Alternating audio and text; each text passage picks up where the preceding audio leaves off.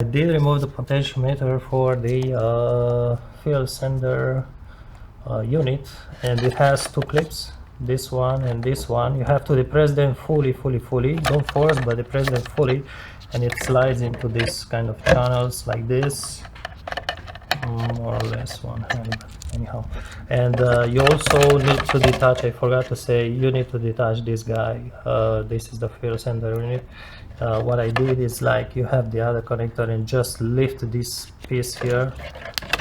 Basically I did insert a small screwdriver to force this guy up and then remove the connector, and then the float, it's secured with this part.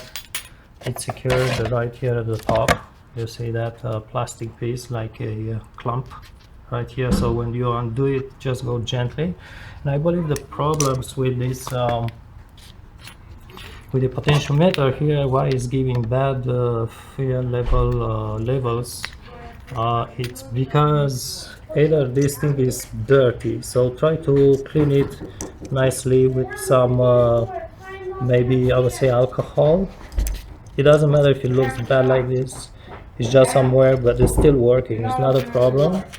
And also what I did a few years ago, I noticed this guy, when it rotates, it kind of moves sideways and it gets stuck in there.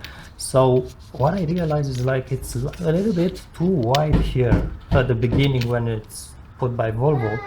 And it's the neighbors always around.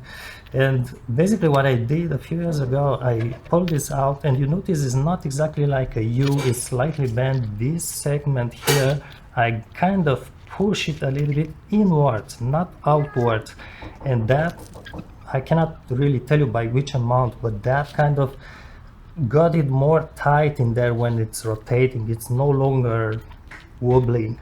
And from that moment on, from a few years ago on, I always got my exact amount of gasoline on the gauge on the instrument panel. It never fools me again since then, unless the car is parked on an incline. That's obviously not a design problem. So try to do this, try to bend this guy a little bit inwards and make sure it slides and rotates very nicely, but without grabbing at all, and also without wobbling sideways. And try to clean the potentiometer as well.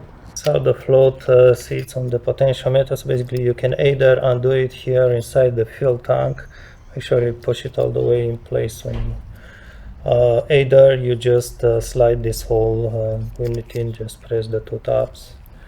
And the idea was to have this float moving but without feeling any grabbing.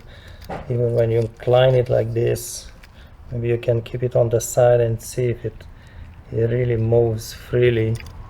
And exactly like I said, I did kind of crush this part more inward, because mine was having kind of a movement, lateral movement. Right now it's still a little bit in there, but less than before. And even if you force on it, it doesn't grab at all the way. Perhaps that's what you want to do, or at least try to do. And again, when you put it back in place, I would suggest you put first the pump inside the reservoir and then slide this guy.